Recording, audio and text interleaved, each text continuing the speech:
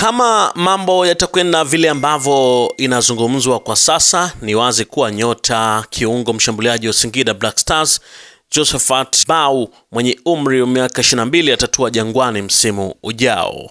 Mbali na baada pia mshambuliaji wa Singida Black Stars Jonathan Soa naye yupo kwenye rada za mabingwa hao watetezi. Chanzo changu cha kuaminika ndani ya Yanga kimeeleza ni kweli mazungumzo ya kunasa saini ya kiungo huyo yameanza na yapo katika hatua nzuri.